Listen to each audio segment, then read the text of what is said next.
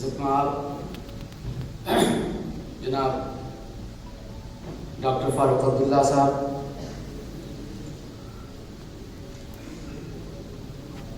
आज की इस महफिल के साहिब एजाज़ ममदूह गिरामी इज़्ज़तमाब जनाब डॉक्टर मसूद अहमद चौधरी साहब, गुजर देश चैरिटेबल ट्रस्ट के चेयरमैन जनाब हमीद चौधरी साहब, और यहाँ तशरीफ़ फरमा डाइस पे तशरीफ़ फरमा तमाम मेहमानान गिरामी, सामीन किराम, ख़वातीन व हज़रात, अस्सलामु अलैकुम व रहमतुल्लाहि व बरकातुहू। आदाब। अब तो आपको पता चल गया होगा कि किताब किसने लिखी है। लोग पूछते थे किसने लिखी है, आज़ाद साहब ने बता दिया। मैं एज ए को ऑथर आपके सामने हाजिर हूँ।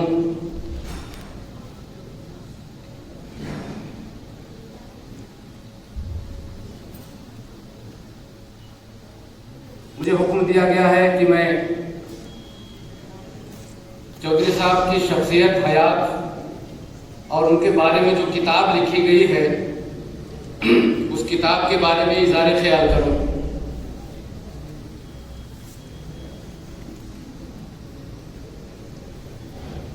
आपने डॉक्यूमेंट्री देख ली, सारी चीजें तशतशबाम हो चुकी हैं। मैं कोशिश करूंगा कि रिपीटिशन से दामन बचाकर कुछ चौधरी साहब की यादें और कुछ किताब की बातें आपके सामने पेश करूं। और उसके लिए मुझे जो वक्त तफवीज़ किया गया है वो 10 से 15 मिनट का है। लेकिन मैं आपको बताऊं कि अगर मुझे 1 मिनट भी दे दिया जाता तो वो भी काफी होता। और फर्ज कीजिए अगर मुझे 1 मिनट दे भी दिया जाए तो मैं ये बोलूंगा कि हम सब के ममदूह गिरामी इज़्ज़तमाब जनाब डॉक्टर मसूद अहमद चौधरी मत्तज़िल्लहुल आली दामत बरकातुहुम मत्तल्लाहु फी हयातिही व फुयूज़िही व अलक़ाबिही व आदाबिही जैसी शख्सियतें इस धरती पर और इस कायनात में कभी कभी जन्म लेती हैं।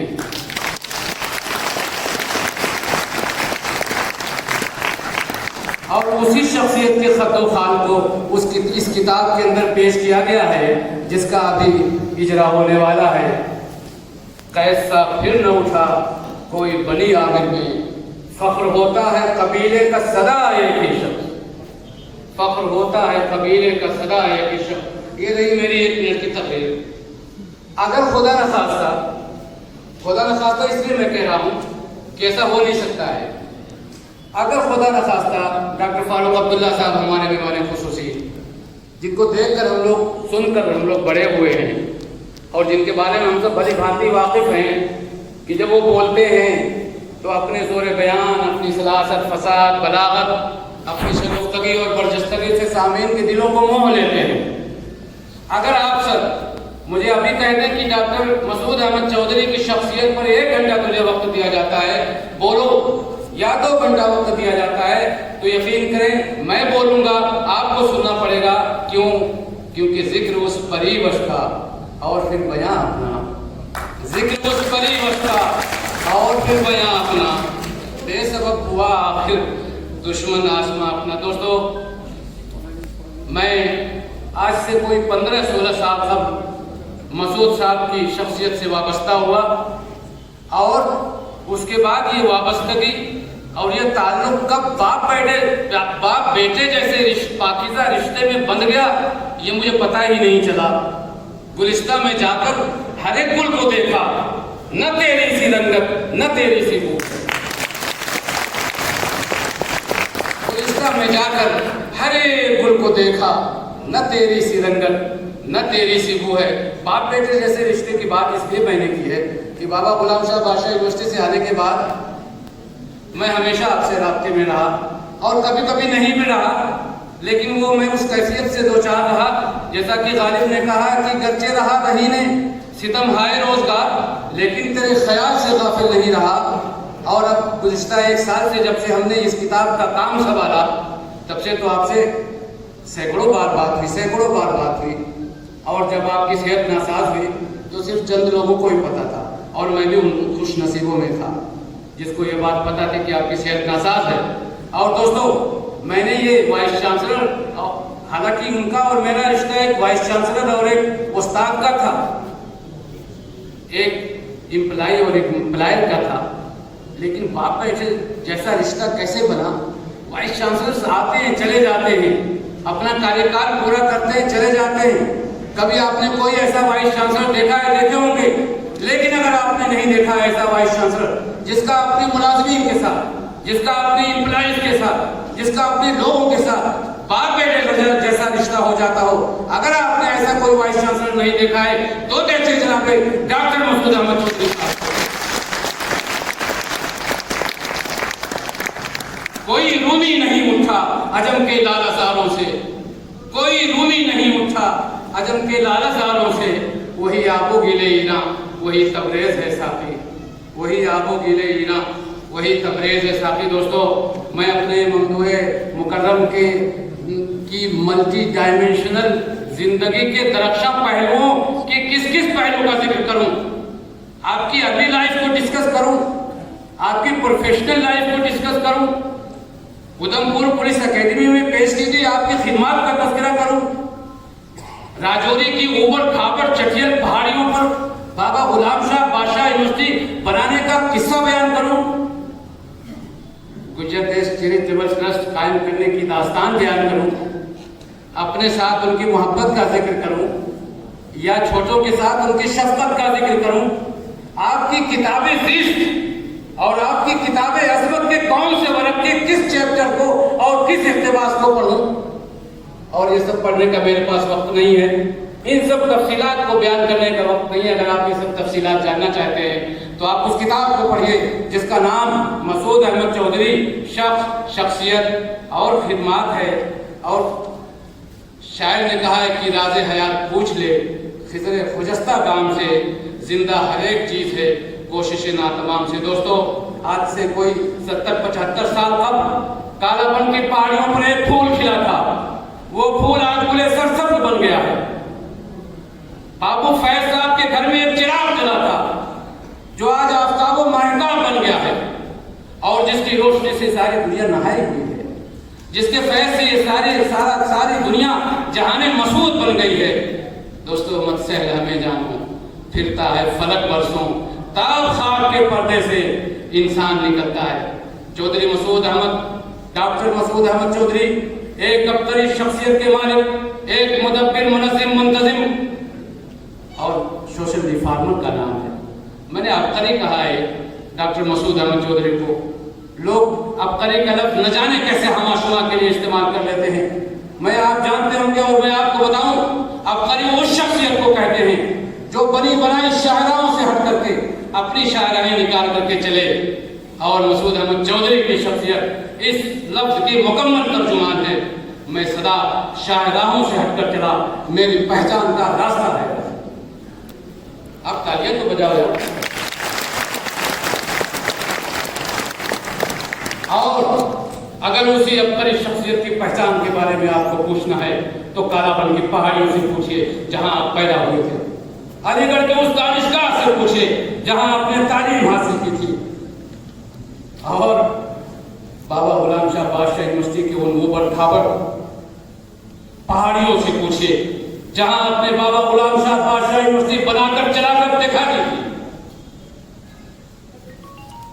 आप इस गुजर देश चैरिटेबल ट्रस्ट से पूछिए, आप इस हाल से पूछिए, उस लाइब्रेरी से पूछिए, उस म्यूजियम से पूछिए, उस खुदाबख्श स्कूल से पूछिए। अगर आप इन सबसे नहीं पूछ सकते तो उस किताब से पूछिए जिसका अभी इजरा होने वाला है। आरज़ू नूरे हकीकत की हमारे दिल में है, आरज़ू नूरे हकीकत की हमारे दिल में है। लैले ज़ौक़े तलब का घर उसी महफिल में है। लैले ज़ौक़े तलब का ये किताब आपको बताएगी ये किताब जिसका अभी विमोचन होने वाला है, ये किताब आपको बताएगी कि जिद्दोजहद किसे कहते हैं।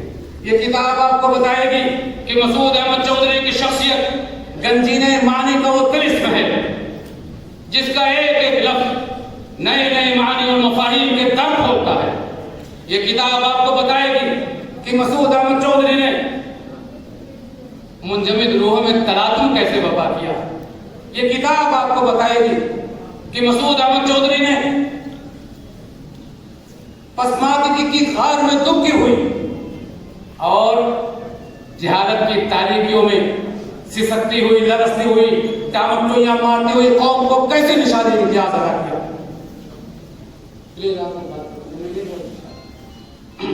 ये किताब आपको बताएगी कि इस ट्रस्ट का वजूद कैसे अमल में आया।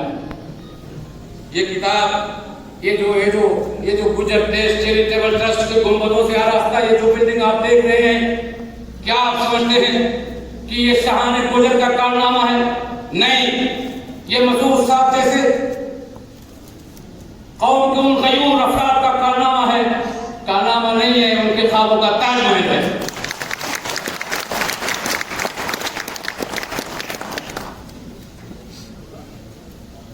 और ये बिल्डिंग एक सिंबल है। ये बिल्डिंग मसूद साहब जैसे किसी फकीर की आरज़ू है जिसने हकीकत का रूप धारण करने में कई बार टूटी है, बिखरी है। और अगर आप इस दास्ताने बलाखेज की कहानी जानना चाहते हैं तो पूछिए उस किताब से जिसका नाम मसूद अहमद चौधरी शख्स और शख्सियत। रात यूं आपने दिल में आवाज दी जैसे सेहरा की मस्जिद में नूरे गजाम। रात यूं आपने दिल में आवाज दी जैसे सेहरा की मस्जिद में नूरे गजाम। देखिए रास्ता बड़ा दुश्वार था, लेकिन मंजिल की धुन में आगला पर चल खड़े हुए। मंजिल की धुन में आगला पर चल खड़े हुए। शोरे जरस से दिल न रहा अख्तियार में। दोस्तों मेरी बात लंबी हो रही है, मैं आपको मजीद आजमाइश में नहीं जानना चाहता हूँ। सिंपल सी बात एक बताना चाहता हूँ कि ये किताब जिसका इजरा अमल में आने वाला है, इसके 4 चैप्टर हैं।